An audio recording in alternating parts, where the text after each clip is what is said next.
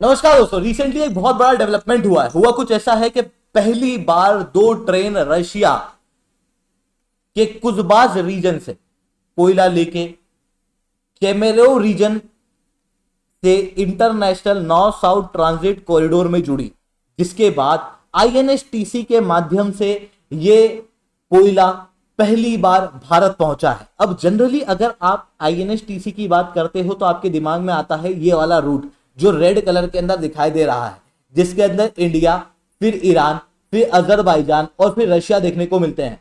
पर ये जो ट्रेडिशनल रूट है, इस बार इस ट्रेडिशनल रूट को अपनाया नहीं गया। आईएनएसटीसी एवर एक्सपांडिंग प्रोजेक्ट है जिसके अंदर नए नए कंट्रियां लगातार जुड़ रहे हैं। इवन पहले भी कई सारी कंट्रियां ऑलरेडी जुड़ी हुई थी। अब वहां पर रोड रेलवे के प्रोजेक्ट को कनेक्ट करके डायरेक्ट कनेक्टिविटी देने का प्रयास किया जा रहा है। कजाकिस्तान, तुर्कमेनिस्तान और ईरान वाले रूट से इस बार ये कोयला भारत पहुंचा है। आप क्लियरली यहां पर इस मैप के अंदर देख सकते हो, ये वेस्टर्न आईएनएसटीसी है जो जनरली आप मैप में देखते हो, ये ईस्टर्न आईएनएसटीसी है। और इवन इस ईस्टर्न आईएनएसटीसी को और ज्यादा एक्सपांड किया जा रहा है चबाहर पोर्ट के जरिए। तो ये चीजें हम लोगों को यहां पर देखने को मिल रही है। अब बात करते हैं आईएनएसटीसी से ये जो सामान आया है, ये इतना तो क्या सिग्निफिकेंट है। देखो, हुआ कुछ ऐसा है, यहां पर आपको रशिया देखने को मिलता है। रशिया से हमारा व्यापार लगातार बढ़ रहा है। इंडिया का एक्सपोर्ट 35% तक रशिया से बढ़ा है।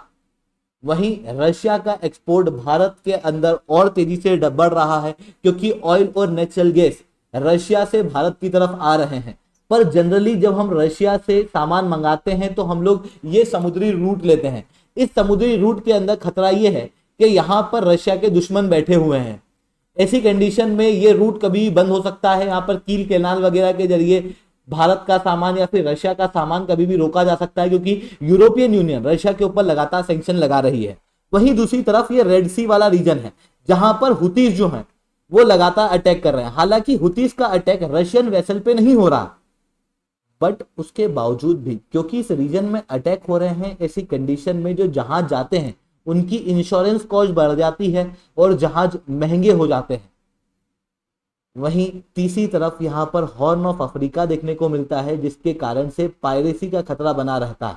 मतलब ये जो रूट है, ये रूट बड़ा तो है ही, साथ में इनसिक्योर्ड है। तो क्यों ना हम लोग international north south transit corridor का प्रयोग करें। International north south transit corridor जो 30-45 दिन इस रूट से लगते हैं उसे कम करके 10 दिन कर देता है, जिसके कारण से ओवरऑल रूट से सामान 30% तक सस्ते रेट में रशिया पहुंच पाता है और 40% जल्दी रशिया पहुंचता है। सुएज कैनाल को हम अवॉइड कर पाते हैं और साथ में रशिया से ऑयल और नेचुरल गैस का ट्रांसपोर्ट होगा, जिसके कारण से हमारी डिपेंडेंसी जो गल्फ कंट्री के ऊपर है वो कम होगी। साथ में बेल्ट एंड रोड इनिशिएटिव का ये अल्टरनेटिव के रूप में देखा जा रहा है, जहां पर इंडिया की कनेक्टिविटी सेंट्रल एशिया से बनती हुई दिखाई दे रही है। आप क्लियरली यहां पर देख सकते हो कि इस बार जो रूट यूज किया गया वो सेंट्रल एशिया की कंट्रियों के जरिए किया गया, यानी कि आईएनएसटीसी के जरिए भारत की सेंट्रल एशिया की कनेक्टिविटी और इंप्रूव हो रही है। अब सेंट्रल एशिया क्या है? सेंट्रल एशिया कुछ नहीं, चाइना का पड़ोसी है। तो वो चीज हम लोग को यहां पर देखने को मिल रही है। हालांकि international north south transit corridor को बनाने की बात 2002 के अंदर इंडिया, रशिया, ईरान इन तीनों ने एक प्रिलिमिनरी डील के जरिए किया था, जिसके अंदर ओवरऑल प्लान था 7200 किलोमीटर का लंबा मल्टी मोड ट्रांसपोर्ट कॉरिडोर बनाना। मल्टी मोड ट्रांसपोर्ट कॉरिडोर का मतलब क्या होता है? एक ऐसा ट्रांसपोर्ट कॉरिडोर जिसमें एक मोड ऑफ ट्रांसपोर्ट ना हो बल्कि मल्टीपल हो, जैसे रोड, रेल, शिप, इन सब का प्रयोग किया जाए। आप क्लियरली यहां देख सकते हो, मुंबई से बंदर से अब्बास सामान जाएगा शिप के जरिए, फिर उसके बाद ट्रेन के जरिए, फिर वापस शिप के जरिए, फिर वापस ट्रेन के जरिए, मल्टी मोड, फिर उसके बाद रोड के जरिए। इस तरीके से ये प्रोजेक्ट उस समय पर कई सारी सेंट्रल एशियाई कंट्रियों को अट्रैक्ट किया, जिसके बाद में लगभग 10 और कंट्रियां इस प्रोजेक्ट के अंदर जुड़ी। हालांकि इस प्रोजेक्ट के अंदर ओवरऑल रूप से ग्रोथ बहुत स्लो हुई। रशिया ने बहुत समय तक इस प्रोजेक्ट के अंदर बहुत ज्यादा इंटरेस्ट दिखाया नहीं, क्योंकि इंडिया और रशिया का व्यापार उस समय पर इतना ज्यादा होता नहीं था। पर अभी रशिया के ऊपर यूरोपियन यूनियन के सैंक्शन लगे। अब यूरोपियन यूनियन रशिया का सिंगल लार्जेस्ट मार्केट है, यानी कि रशिया का अधिकतर सामान यूरोपियन यूनियन में जाता था। पर अब ये सामान जो है वो रशिया का यूरोपियन यूनियन के अंदर जाना कम हो गया। ऐसी कंडीशन में रशिया को चाहिए नए मार्केट को एक्सप्लोर करना, जो उसे इंडिया, और चाइना के रूप में देखने को मिलते हैं। अब चाइना से डायरेक्ट कनेक्टिविटी रशिया की है पर इंडिया से नहीं है। ऐसी कंडीशन में इंडिया के लिए Russia international north south transit corridor का काम थोड़ा फास्ट कर रहा है। अब ये आप क्लियरली इस चीजों के अंदर देख सकते हो कि रशिया द्वारा रिसेंटली बिलियन ऑफ डॉलर खर्च किए जा रहे हैं एक रेलवे प्रोजेक्ट के लिए जो अस्तारा से रश्त को कनेक्ट करेगा। अब अस्तारा से रश्त को रेलवे प्रोजेक्ट जो कनेक्ट करेगा, इससे ऐसा तो क्या डेवलपमेंट हो जाएगा आईएनएसटीसी के अंदर, उसे भी समझने का प्रयास करना। देखो आईएनएसटीसी के अंदर अधिकतर कंट्रियों के अंदर कनेक्टिविटी ऑलरेडी देखने को मिल रही है। जैसे आप यहां पर समझने का प्रयास करिएगा कि जो सेंट्रल एशिया की कंट्री है, जैसे आपको यहां पर देखना अजरबैजान वाला रीजन, ये ऑलरेडी रशिया के अंदर यूएसएसआर जो हुआ करता था उसका भाग है। ऐसी कंडीशन में रशिया की इस रीजन से यानी कि अजरबैजान वाले रीजन से ऑलरेडी रेलवे कनेक्टिविटी है। रशिया के रिलेशन ईरान से भारी समय तक ज्यादा अच्छे रहे नहीं, जिसके कारण से यहां पर रेलवे प्रोजेक्टिविटी कनेक्टिविटी अजरबैजान और ईरान के बीच में नहीं है। फिर ईरान के अंदर तो ऑब्वियसली रेलवे कनेक्टिविटी है उसके पोर्ट के लिए। ऐसी कंडीशन में अस्तारा से रश्त के बीच में अगर रेलवे लाइन बना दी जाए तो रशिया से पूरा कनेक्शन बंदर अब्बास तक बन पाएगा, जिसके अंदर रेलवे भी होगी। तो इसलिए यहां पर रेलवे प्रोजेक्ट बनाए जा रहे हैं।